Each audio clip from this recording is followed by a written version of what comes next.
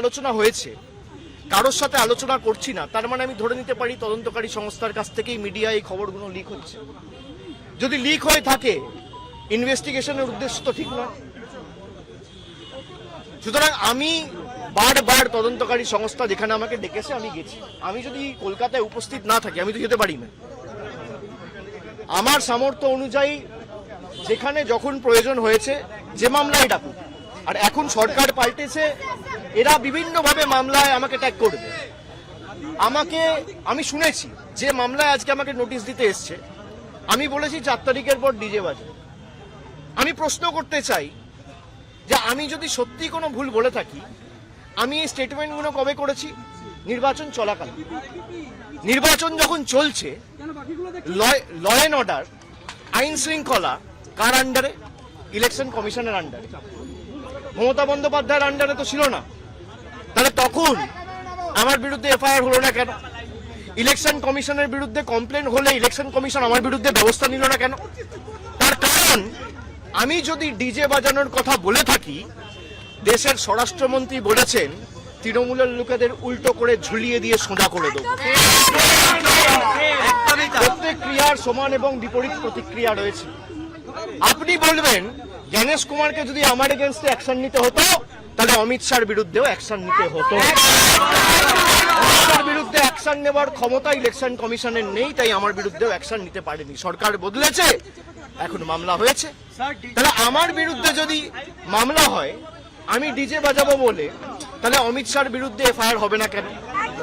আমরা তো কোর্টে মুভ করবো। তদন্তকারী সংস্থার কাছে রাজ্যের মুখ্যমন্ত্রী যদি এই কেস আমি বাংলা থেকে বহিরাগতদের আক্রমণ করেছি বলে আমার ভাষণে এই তদন্তভার সিআইডিকে দেওয়া হয়, তাহলে যে বহিরাগতরা এসে বাঙালিকে আক্রমণ করেছে সেই মামলার দায়ভার কেন সিআইডি বা সিবিআই কে দেওয়া হবে না? এই প্রশ্ন তো উঠবেই। এই প্রশ্ন তো এড়িয়ে যেতে পারে না। আপনারা এসব চাপের রাজনীতি, দল ভাঙানো আমরা অনেক দিন ধরে দেখছি। এসব করে কোনো লাভ নেই। 30 লক্ষ মানুষকে আপনারা ভোটার তালিকার বাইরে রেখে ভোট করেও তৃণমূল 41% ভোট পেয়েছে। 2,60,00,000 ভোট তৃণমূল কংগ্রেস পেয়েছে। তাদের প্রতিনিধিত্ব তৃণমূল কংগ্রেস করবে। এক চুল জায়গা তৃণমূল কংগ্রেস ছাড়বে না। যদি কেউ ভাবে যে চমকে সিআইডি দিয়ে, সিবিআই দিয়ে, দল ভেঙে, কুৎসা করে, গায়ের জোরে কর্মীদের মিথ্যা মামলায় ফাঁসিয়ে, ফলস কেসে ইমপ্লিকেট করে, পার্টি অফিস দখল করে, বাড়ি ভেঙে, ঘর জ্বালিয়ে তৃণমূল কংগ্রেসকে দমিয়ে দেবো, সিপিএম এর বিরুদ্ধে লড়াই করে 34 বছরের জগদ্দল পাথরকে সরিয়ে তৃণমূল কংগ্রেস ক্ষমতায় এসছে মানুষের আশীর্বাদ নিয়ে। 2011 সালের পরিবর্তন আর 2026-এর পরিবর্তনটা খালি একটু তুলনা করুন। মানুষের মধ্যে কোনো আবেগ নেই, স্বতঃস্ফূর্ততা নেই। 8টার পর রাস্তা শূন্য, ফাঁকা। বিজেপি বিজয় মিছিল বার করতে পারছে না। যারা বড় বড় ভাষণ দিচ্ছেন, আমি বলবো রাজনৈতিকভাবে মোকাবিলা করুন। মানুষ যদি আপনাদের জিতিয়ে থাকে, মানুষের জন্য কাজ করুন। মানুষ বুলডোজারের জন্য ভোট দেয়নি, মানুষ কর্মসংস্থানের জন্য ভোট দিয়েছে, শান্তি শৃঙ্খলা সম্প্রীতির জন্য ভোট দিয়েছে। মানুষ উন্নয়নের স্বার্থে ভোট করুন। উন্নয়ন, দিল্লির সাথে লড়াই করে টাকা আনুন। আপনারা ভোটের আগে বলেছিলেন অন্নপূর্ণা ভান্ডার, আর ভোটের পর মানুষ দেখছে বুলডোজার। এই দ্বিচারিতা তো চলতে পারে না। আমি মিডিয়ার বন্ধুদের বলবো, কোনো স্পেকুলেশন, কোনো আলোচনা না করে যদি কেউ ভুল তথ্য পরিবেশন করেন, আমরা কিন্তু বাধ্য হব হাইকোর্ট, সুপ্রিম কোর্ট অব্দি যেতে পৌঁছাতে। আপনাদের দায়িত্ব, আপনারা সঠিক তথ্যটা মানুষের কাছে উপস্থাপিত করবেন, পরিবেশন করবেন। আপনারা রটনাকে ঘটনা বানিয়ে দেখাবেন না। আমার সাথে তদন্তকারী সংস্থার কি কথা হলো, আমার সাথে অন্য কারোর কি কথা আপনি দেখিয়ে দিচ্ছেন। আমার সাথে রাহুল গান্ধীর মিটিং হয়েছে, তৃতীয় ব্যক্তি কেউ নেই। আমি আর রাহুল গান্ধী কি কথা হয়েছে আপনারা জেনে গেছেন। আমিও মিডিয়ার সাথে কথা বলিনি, রাহুল গান্ধীও।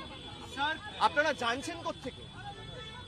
আপনারা আপনাদের মতো স্পেকুলেট করে খবর যা পাচ্ছেন বলে দিচ্ছেন।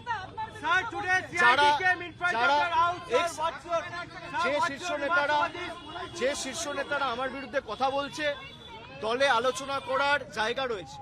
এবং আপনি স্পেসিফিক্যালি বলতে পারেন কল্যাণ বন্দ্যোপাধ্যায় বলেছে, কল্যাণ বন্দ্যোপাধ্যায়ের অধিকার রয়েছে আমাকে নিয়ে কথা বলার। কল্যাণ বন্দ্যোপাধ্যায়ের অধিকার রয়েছে আমাকে নিয়ে চারটে কটু কথা বলার। কল্যাণ বন্দ্যোপাধ্যায় আমাকে ছোট থেকে মানুষ করেছে, আমি বড় হতে দেখেছি।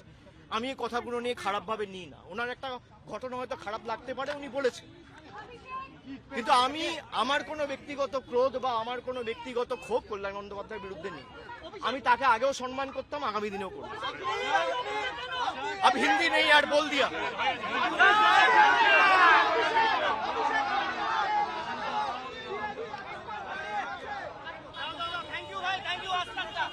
আলোচনা হয়েছে, কারোর সাথে আলোচনা করছি না, তার মানে আমি ধরে নিতে পারি তদন্তকারী সংস্থার কাছ থেকেই মিডিয়ায় এই খবরগুলো লিক হচ্ছে।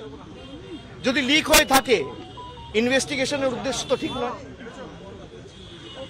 সুতরাং আমি বারবার তদন্তকারী সংস্থা যেখানে আমাকে ডেকেছে আমি গেছি। আমি যদি কলকাতায় উপস্থিত না থাকি আমি তো যেতে পারি না। আমার সামর্থ্য অনুযায়ী যেখানে যখন প্রয়োজন হয়েছে যে মামলায় ডাকুক। আর এখন সরকার পাল্টেছে, এরা বিভিন্নভাবে মামলায় আমাকে ট্যাগ করবে। আমি শুনেছি যে মামলায় আজকে আমাকে নোটিশ দিতে এসছে, আমি বলেছি 4 তারিখের পর ডিজে বাজে। আমি প্রশ্ন করতে চাই যে আমি যদি সত্যি কোনো ভুল বলে থাকি, আমি এই স্টেটমেন্টগুলো কবে করেছি? নির্বাচন চলাকালীন।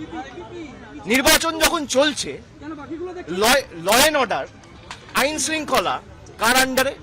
ইলেকশন কমিশনের আন্ডারে। মমতা বন্দ্যোপাধ্যায়ের আন্ডারে তো ছিল না। তাহলে তখন আমার বিরুদ্ধে এফআইআর হলো না কেন? ইলেকশন কমিশনের বিরুদ্ধে কমপ্লেন হলে ইলেকশন কমিশন আমার বিরুদ্ধে ব্যবস্থা নিল না কেন? তার কারণ আমি যদি ডিজে বাজানোর কথা বলে থাকি, দেশের স্বরাষ্ট্রমন্ত্রী বলেছেন তৃণমূলের লোকেদের উল্টো করে ঝুলিয়ে দিয়ে সোজা করে দেবো। প্রত্যেক ক্রিয়ার সমান এবং বিপরীত প্রতিক্রিয়া রয়েছে। আপনি বলবেন জ্ঞানেশ কুমারকে যদি আমার এগেনস্টে অ্যাকশন নিতে হতো, তাহলে অমিত শাহর বিরুদ্ধেও অ্যাকশন নিতে হতো। অমিত শাহর বিরুদ্ধে অ্যাকশন নেবার ক্ষমতা ইলেকশন কমিশনের নেই, তাই আমার বিরুদ্ধেও অ্যাকশন নিতে পারেনি। সরকার বদলেছে, এখন মামলা হয়েছে।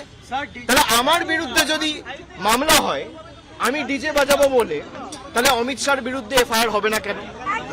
আমরা তো কোর্টে মুভ করব। তদন্তকারী সংস্থার কাছে রাজ্যের মুখ্যমন্ত্রী যদি এই কেস আমি বাংলা থেকে বহিরাগতদের আক্রমণ করেছি বলে আমার ভাষণে এই তদন্তভার সিআইডিকে দেওয়া হয়, তাহলে যে বহিরাগতরা এসে বাঙালিকে আক্রমণ করেছে সেই মামলার দায়ভার কেন সিআইডি বা সিবিআই কে দেওয়া হবে না? এই প্রশ্ন তো উঠবেই। এই প্রশ্ন তো এড়িয়ে যেতে পারে না। আপনারা এসব চাপের রাজনীতি, দল ভাঙানো আমরা অনেক দিন ধরে দেখছি। এসব করে কোনো লাভ নেই। 30 লক্ষ মানুষকে আপনারা ভোটার তালিকার বাইরে রেখে ভোট করেও তৃণমূল 41% ভোট পেয়েছে।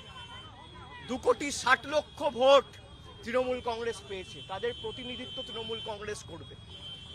এক চুল জায়গা তৃণমূল কংগ্রেস ছাড়বে না। যদি কেউ ভাবে যে চমকে সিআইডি দিয়ে, সিবিআই দিয়ে, দল ভেঙে, কুৎসা করে, গায়ের জোরে কর্মীদের মিথ্যা মামলায় ফাঁসিয়ে, ফলস কেসে ইমপ্লিকেট করে, পার্টি অফিস দখল করে, বাড়ি ভেঙে, ঘর জ্বালিয়ে তৃণমূল কংগ্রেসকে দমিয়ে দেবো, সিপিএম এর বিরুদ্ধে লড়াই করে 34 বছরের জগদ্দল পাথরকে সরিয়ে তৃণমূল কংগ্রেস ক্ষমতায় এসছে মানুষের আশীর্বাদ নিয়ে। 2011 সালের পরিবর্তন আর 2026-এর পরিবর্তনটা খালি একটু তুলনা করুন। মানুষের মধ্যে কোনো আবেগ নেই, স্বতঃস্ফূর্ততা নেই। 8টার পর রাস্তা শূন্য, ফাঁকা। বিজেপি বিজয় মিছিল বার করতে পারছে না। যারা বড় বড় ভাষণ দিচ্ছেন, আমি বলবো রাজনৈতিকভাবে মোকাবিলা করুন। মানুষ যদি আপনাদের জিতিয়ে থাকে, মানুষের জন্য কাজ করুন। মানুষ বুলডোজারের জন্য ভোট দেয়নি, মানুষ কর্মসংস্থানের জন্য ভোট দিয়েছে, শান্তি শৃঙ্খলা সম্প্রীতির জন্য ভোট দিয়েছে। মানুষ উন্নয়নের স্বার্থে ভোট করুন। উন্নয়ন, দিল্লির সাথে লড়াই করে টাকা আনুন। আপনারা ভোটের আগে বলেছিলেন অন্নপূর্ণা ভান্ডার, আর ভোটের পর মানুষ দেখছে বুলডোজার। এই দ্বিচারিতা তো চলতে পারে না। আমি মিডিয়ার বন্ধুদের বলবো, কোনো স্পেকুলেশন, কোনো আলোচনা না করে যদি কেউ ভুল তথ্য পরিবেশন করেন, আমরা কিন্তু বাধ্য হব হাইকোর্ট, সুপ্রিম কোর্ট অব্দি যেতে পৌঁছাতে। আপনাদের দায়িত্ব, আপনারা সঠিক তথ্যটা মানুষের কাছে উপস্থাপিত করবেন, পরিবেশন করবেন। আপনারা রটনাকে ঘটনা বানিয়ে দেখাবেন না। আমার সাথে তদন্তকারী সংস্থার কি কথা হলো, আমার সাথে অন্য কারোর কি কথা আপনি দেখিয়ে দিচ্ছেন? আমার সাথে রাহুল গান্ধীর মিটিং হয়েছে, তৃতীয় ব্যক্তি কেউ নেই, আমি আর রাহুল গান্ধী। কি কথা হয়েছে আপনারা জেনে গেছেন, আমিও মিডিয়ার সাথে কথা বলিনি, রাহুল গান্ধীও। আপনারা জানছেন কোত্থেকে? আপনারা আপনাদের মতো স্পেকুলেট করে খবর যা পাচ্ছেন বলে দিচ্ছেন। যারা যে শীর্ষ নেতারা আমার বিরুদ্ধে কথা বলছে, দলে আলোচনা করার জায়গা রয়েছে। এবং আপনি স্পেসিফিক্যালি বলতে পারেন কল্যাণ বন্দ্যোপাধ্যায় বলেছে। কল্যাণ বন্দ্যোপাধ্যায়ের অধিকার রয়েছে আমাকে নিয়ে কথা বলার। কল্যাণ বন্দ্যোপাধ্যায়ের অধিকার রয়েছে আমাকে নিয়ে 4টে কটু কথা বলার। কল্যাণ বন্দ্যোপাধ্যায় আমাকে ছোট থেকে মানুষ করেছে, আমি বড় হতে দেখেছি। আমি এই কথাগুলো নিয়ে খারাপভাবে নিই না। ওনার একটা ঘটনা হয়তো খারাপ লাগতে পারে, উনি বলেছেন, কিন্তু আমি আমার কোনো ব্যক্তিগত ক্রোধ বা আমার কোনো ব্যক্তিগত ক্ষোভ কল্যাণ বন্দ্যোপাধ্যায়ের বিরুদ্ধে নেই। আমি তাকে আগেও সম্মান করতাম, আগামী দিনেও করব। अब हिंदी नहीं यार बोल दिया।